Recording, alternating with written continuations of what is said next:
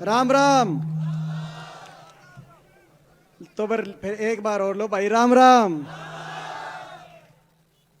भादरा विधानसभा क्षेत्र से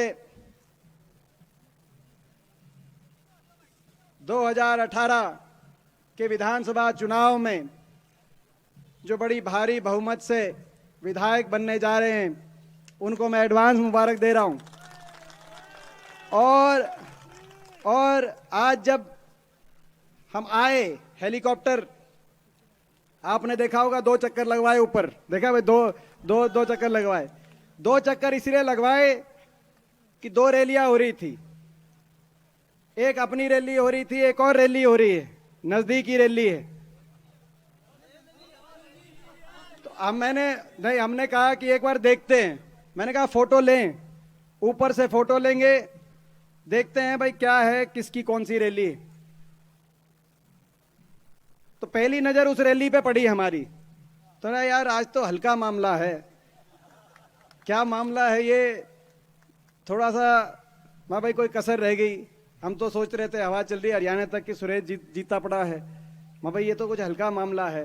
फिर दूसरी बार जब हेलीकॉप्टर का चक्कर लगाया तो तुम दिखे भाई, साफ है। वो जो हरियाणवी में कहते हैं घाम लिकड़ रही है, वहां तो घाम लिकड़ रही है साफ। और यहां आप लोग का आशीर्वाद मिल रहा है, और जिस भावना से, जिस जोश से आप लोग बैठे हो, मैं ये कह सकता हूं कि इतिहास, भादरा के अंदर इतिहास बनेगा।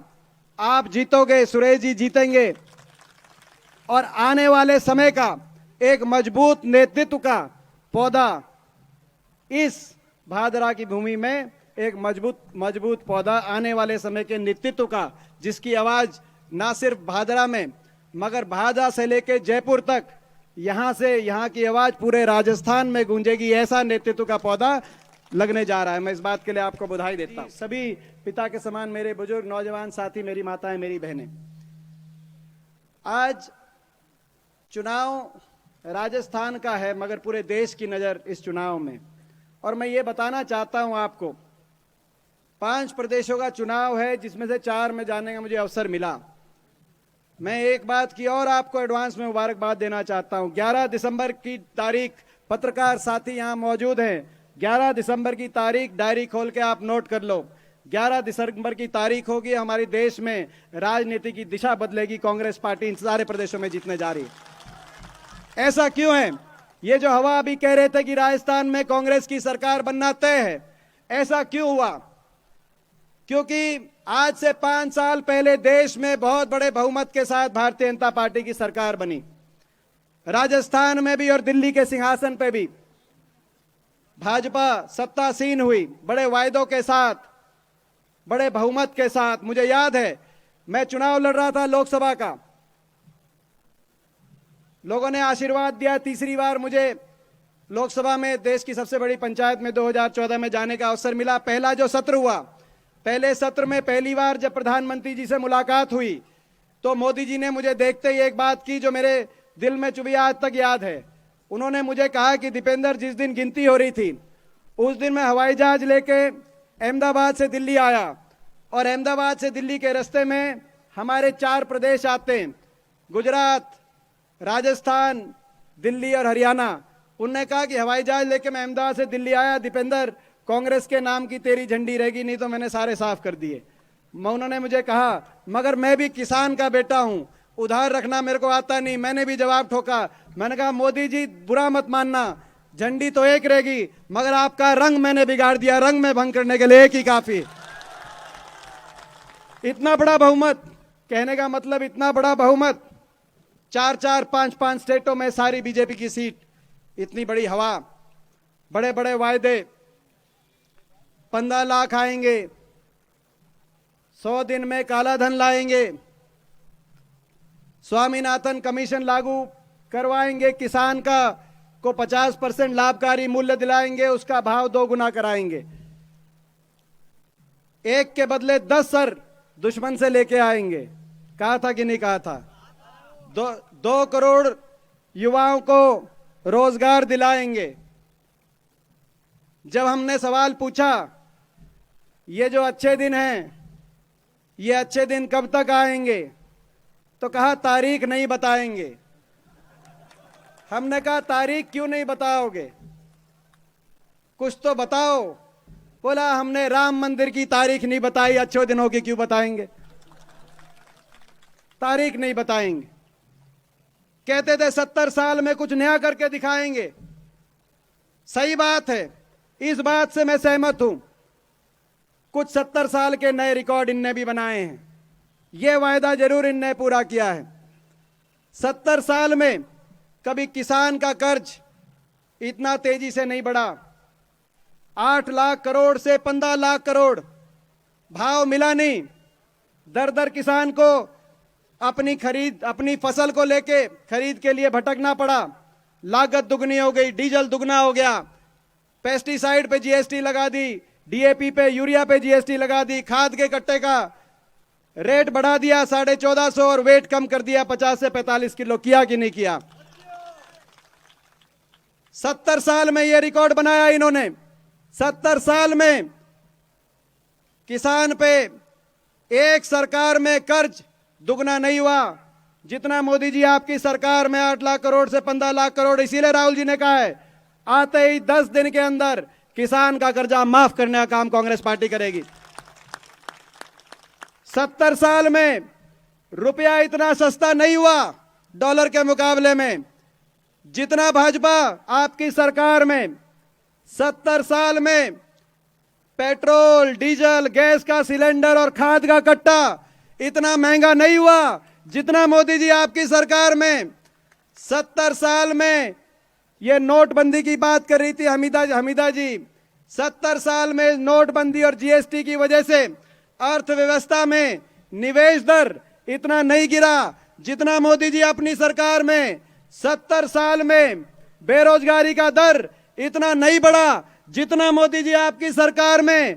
70 साल में कर्मचारियों के लिए पे कमीशन इतना हल्का नहीं आया जितना मोदी जी आपकी सरकार में। 70 साल में शांति के समय बगैर युद्ध नौजवानों को, हमारी सेना के जवानों को सरहद पे इतनी शहादत नहीं देनी पड़ी जितना बीजेपी आपकी सरकार में। 70 साल में इतना भाईचारा नहीं तोड़ा गया, कहीं धर्म के नाम पे, कहीं जात पात के नाम पे, जितना बीजेपी आपकी सरकार में। और 70 साल में इतना झूठ नहीं बोला गया जितना आपकी सरकार में। इसीलिए जाना पड़ेगा, इसीलिए जाना पड़ेगा, इसीलिए बीजेपी आपको जाना पड़ेगा, इसीलिए कांग्रेस को, राहुल जी को आना पड़ेगा। और इसीलिए रेफिजा बदली है 11 दिसंबर को। इसीलिए मैं 4 स्टेटों में गया हूं, मिजोरम में तो मैं गया नहीं, मगर इन 4 स्टेटों में छत्तीसगढ़, मध्य प्रदेश, राजस्थान, तेलंगाना, इन 4 स्टेटों में मोदी जी को चुनौती देते हैं हम खड़े होकर। आज भादरा की इस किसान वीर भूमि से चुनौती देते हैं, कर लो जो कर सकते हो, रोक सके तो रोक लो। 4 स्टेटों में तिरंगा आ रहा है, कांग्रेस पार्टी 4 स्टेटों में आ रही। मैं समझता हूं कि ये जो हमारा इलाका है, जय जवान जय किसान का नारा, ये जो पंजाब, हरियाणा, राजस्थान का ये इलाका है, ये चरितार्थ अगर कोई इलाका करता है जय जवान जय किसान का नारा, तो ये इलाका चरितार्थ करता है। इन्होंने उस नारे को भी बदला, जय जवान जय किसान नहीं, मरे किसान, आत्महत्या कर रहे हैं किसान, अपमानित जवान, तिरस्कार। श्रीनगर में हमने अपने जवान का तिरस्कार होता देखा, तो महबूबा भाजपा सरकार का जो जिस तरीके का शासन चला, हमने अपने जवान का तिरस्कार होते देखा। पहली बार अगर हमारे जवान पे, सेना के जवान पे और अफसरों पे 302 के मुकदमे बनते देखे, तो महबूबा भाजपा सरकार में कश्मीर में मुकदमे बनते देखे। तो ये सरकार ने नारा बदल दिया, जय जवान जय किसान नहीं, मरे किसान और अपमानित जवान। इसीलिए इस इलाके को उनसे बदला लेना पड़ेगा। भाई को भाई से लड़ाने का जो काम किया, झूठ और फूट की राजनीति करी, कहीं धर्म के नाम पे। मैं हरियाणा से आया हूं, वहां जात पात के नाम पे भाई को भाई से भिड़ाने का काम किया। आपने देखा हरियाणा के अंदर क्या हुआ, 4 साल में 4 बार हरियाणा को जलाने का काम हुआ। हरियाणा में नारा दिया बीजेपी वालों ने, जात पात के नाम पे हरियाणा को तोड़ने का नारा दिया, निर्दोषों पे गोलियां चलवाने का काम हुआ हरियाणा के अंदर। इस तरह की राजनीति हमने नहीं देखी। इनको तोड़ना आता है, इनका नारा है जो हरियाणा में आपने देखा। मुझे पता है ये इलाका मिला हुआ है, अगर चोट हमारे लगती है तो दर्द आपके होता है। हमारे जब चोट लगी थी आपके दर्द हुआ था कि नहीं हुआ था, तो मैं आपसे पूछना चाहता। चोट हमारे लगी थी, दर्द आपके हुआ था कि नहीं हुआ था, मैं पूछता हूं आपसे। तो इनका नारा है, हरियाणा में नारा दे दिया, बनाम की राजनीति करते हैं, हिंदू बनाम मुसलमान, नेहरू बनाम बोस, नेहरू बनाम पटेल, जाट बनाम गैर जाट, स्वर्णिम बनाम अगड़े बनाम पिछड़े, स्वर्णिम बनाम दलित, हिंदी भाषी बनाम गैर हिंदी भाषी, नोटबंदी आई तो अमीर बनाम गरीब, बनाम की राजनीति करते हैं, भिड़ा के राजनीति करते हैं। इन भिड़ाने की राजनीति वालों से बदला लेने का समय आया है। और मैं समझता हूं कि भादरा के अंदर नया इतिहास रचने का समय आया है। आपके नौजवान प्रत्याशी हैं, एक नौजवान टीम बन रही है राहुल जी के नेतृत्व में, जिस टीम में सुनील जाखड़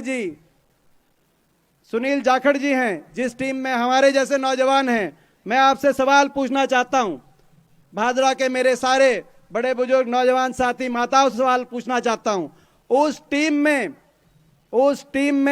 उस नौजवान टीम में जो देश को बदलने के सपने से चली है, जो बीजेपी का नारा है, क्या नारा है? इनका नारा है काम की बात छोड़ो, भाईचारा तोड़ो। और हमारा नारा है 36 कौम के भाईचारे को टूटने नहीं देंगे, आपस की प्रेम की पगड़ी को झुकने नहीं देंगे।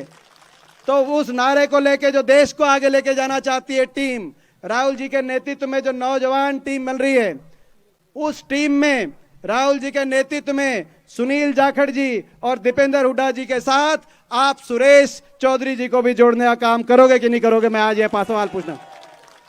बाकी काम हमारा है। जैसे कह रहे थे, इनको आप हमारे साथ पहुंचाओ, इनको हमारी टीम में आप जोड़ो। आगे की जो आपकी लड़ाई है, देखो यहां की जिम्मेदारी आपकी है। आगे जो भादरा का जो फैसला होगा, उसकी गूंज पूरे राजस्थान में सुनाई दे, वो जिम्मेदारी मोहन प्रकाश जी की, सुनील जी की और मेरी, हम जिम्मेदारी भी लेने आए हैं। ये मिला जुला इलाका है।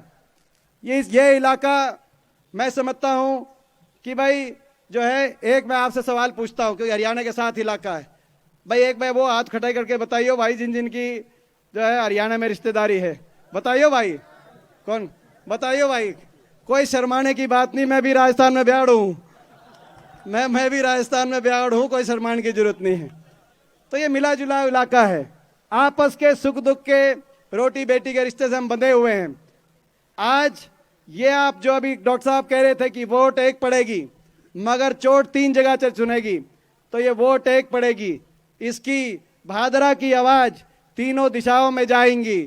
तो मैं भी डॉक्टर साहब की बात पे मोहर लगाता हूं और आपसे यही कहना चाहता हूं कि जब वोट पड़े तो जब पीप सुने, पीप, तो जो उसकी वोट की पीप सुने, तो भाई उस वोट की पीप अबोर में सुनील जाखड़ जी को भी सुननी चाहिए, जयपुर में गहलोत साहब को, सचिन पायलट जी को सुननी चाहिए, मोहन प्रकाश जी को सुननी चाहिए, और रोहतक बैठे मेरे को भी उसकी पीप सुननी चाहिए। आप सबका बहुत बहुत धन्यवाद।